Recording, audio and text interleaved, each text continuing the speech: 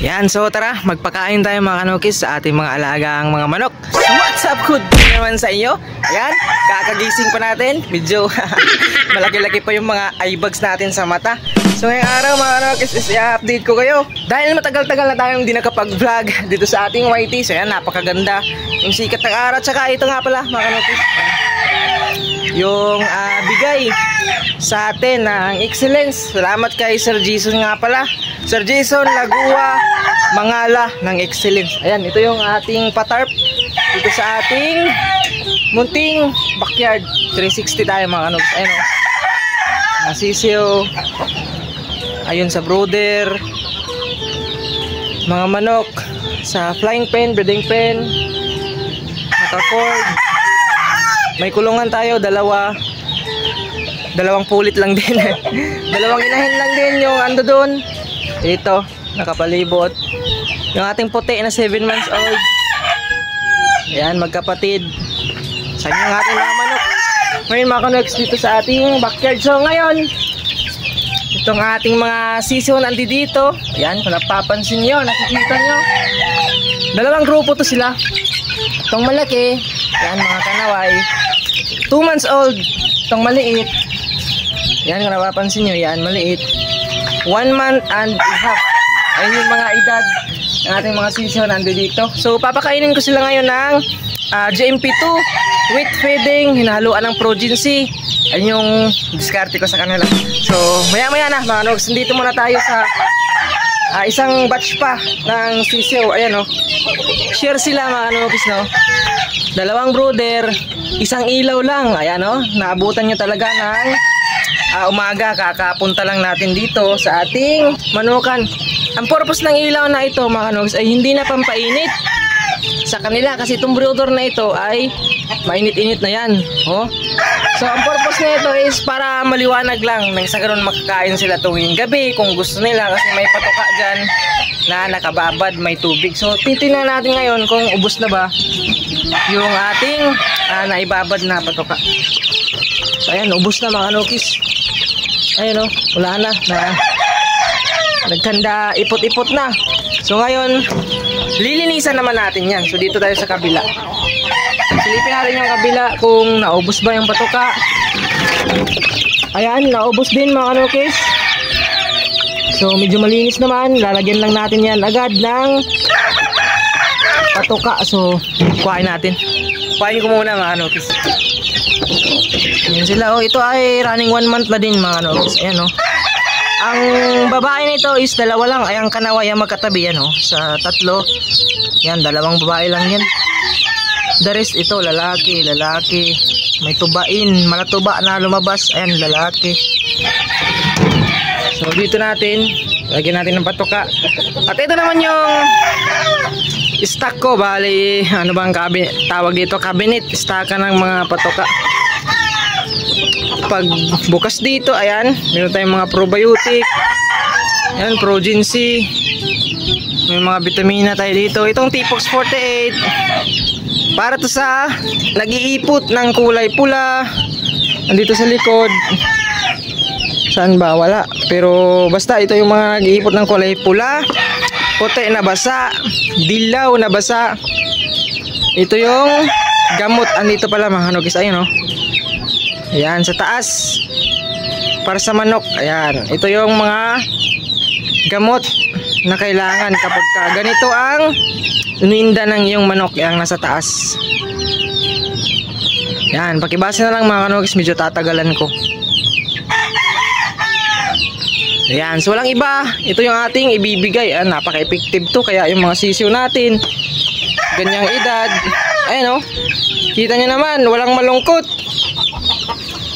Dito, ayan, kita nyo din, walang malungkot, pero ang dumi. Gawa ng, ayan o, talagang gutom na sila. Lilinisan natin yan, dumi talaga, syempre. So dito yung kanilang patuka, ayan, GMP2. Ayan, tata lang tayo, lagay natin dito, takal, lagay dito. 4 scoop lang mga kanokis yung bibigay ko dito sa grupo dito na Mga sisiw. 4 scoops. Ayan. So, bigyan na natin. Dahil malinis naman yung kanilang patukaan. Feeder, ayan, ang tawag dito. Feeder tray. So, lalagyan agad natin. So, yung isa madumi, lilinisan pa.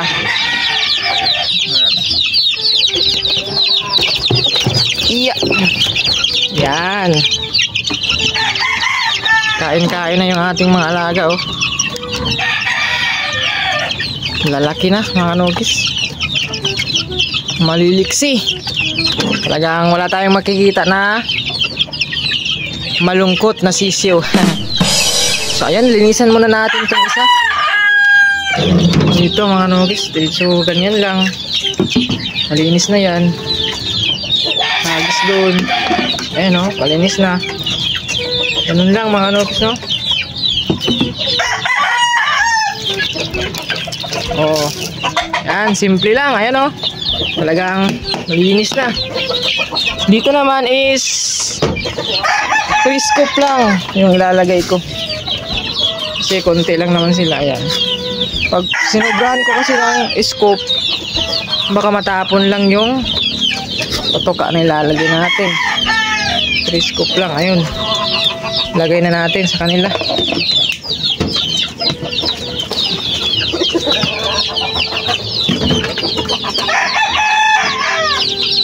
Oops, ya.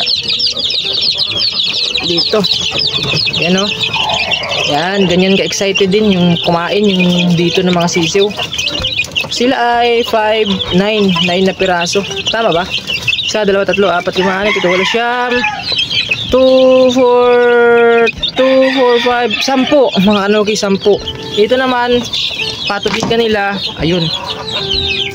Linisan din natin. Siyempre, araw-araw, oras-oras, tayo nagalinis ng kanilang, ayan o, malinis naman, kaso, ayan o, papalitan lang natin ng patubig, ayan. So, doon naman tayo. Wet feeding yung kanila, dry dito. Mag-wet feeding lang tayo pagka ganyan na sila kalaki. Alright? At saka ilalagay na natin dun sa breeding pen, flying pen, kasi hindi na yan babad sa patuka. 3 beses na lang, umaga, tanghali, hapon. Ayan yung ating diskarte sa mga gantong edad. So now, ayun, madumi yung kanilang patukaan. Lilinisan naman natin. Kuhain natin mga nukis. Yun, oh. Oops, teka. Yan, so andito na. Prepare na natin. Lalagyan natin ng patuka. So, dito naman is 6 scoops yung ating lalagay. Ayan. 6 scoops. 3, 4, 5,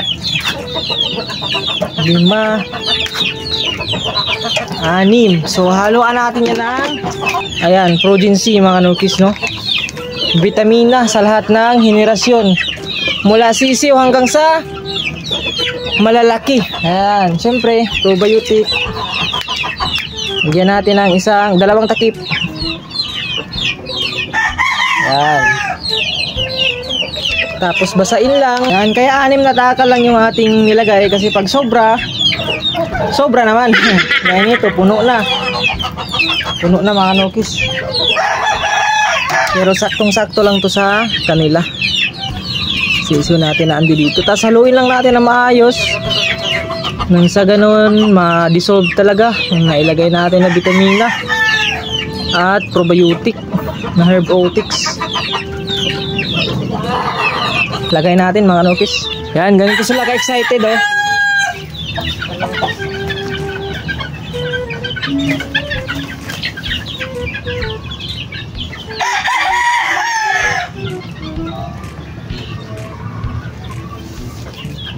Sila katatakaw kumain mga nukis. Ayun, ang ating mga sisiw. So, meron na tayong mga na-i-out dito, kaya medyo konti na lang sila. At yung dito din halos lamang yung mga pulit kaysa sa mga kakiril. Kaya yung naisabay natin sa banding, 5 piraso lang. Ito mga nukis, oh. Ayan, oh. Yun, oh. Kanaway natin, oh. Talagang napakaganda. Ito, oh. 2 months old yan, 2 months old. 2 months old na yung ating Lumayo na ito. So tapos na tayo dito sa mga sisiw. Doon naman tayo mga nukis sa mga malalaki. Ayan oh, nag-aantay na yan ng patuka. Ito naman yung bigay ko sa kanila. Kuhain ko lang dito sa lagayan. Ayan. So mixture siya ng GMP3 with platinum, with crack corn at concentrate. Ayan siya oh. Bali ang binibili ko 5 kilo ng GMP3, 2 pack ng platinum, 2 concentrate at 1 crack corn. Ayan, nagpa-sounds na yung kapitbahay natin mga kanukis. So dito banda ay mag-voice over na lang tayo kasi nga yung nasabi natin kanina, yung ating kapitbahay ay nagpatugtog ng mga tunog na hindi kaaya-aya kasi nga baka copyright tayo. So ayan, pinapakain na natin yung ating mga alagang naka-cord. So medyo ang lalaki natin ngayon ay 10. Kaya papalit-palit na lang sila. Ito yung 4 ang naka-cord. Then next day, andun yun naman yung mga nasa loob. Yung ating, ganun lang yung ating mga ginagawa. So rotation sila mga kanongkis, no? Hindi sila lagi-lagi nandyan. Palitan sila ng pwesto kumbaga. Ayan, nagpapakain tayo doon sa ating mga inahin na dadalawa na lang. Ay, 3 pala mga kanugis. Meron dito sa isang flying pen, meron. So, yung ating 5 sweater, Kanawayon Hats, Jugod Gray. 3 yung ating brood, pullet, brood hen. Ayan, brood hen ngayon. Ayan, yung ating mga alagang manok. Dito naman yung ating Raptoronid. Ayan, yung naibak tumama natin. 5 months old na. So, yung kanyang tatay na andun sa tropa natin, nakakuha is naka 1X na din. Ito, yung ating Raptoronid din na pumpkin. Yan o. Dito naman, yung ating Kanaway na Picum. Yan, madilim kasi mga nukis. So, andun naman yung ating Kanaway na Broodhen at saka Jugod Gray ni Hap and Sons Game Farm. At ayun na nga, tapos na tayo nagpatuka sa ating mga alagang manok. So konting update lang muna sa inyo mga kanoks, no? Maraming salamat sa mga andyan pa din sa baba. At di na din natin papatagalin pa yung ating vlog for today. Maraming salamat sa lahat ng mga subscriber, followers ko sa FB. So hanggang dito na lang. Peace out.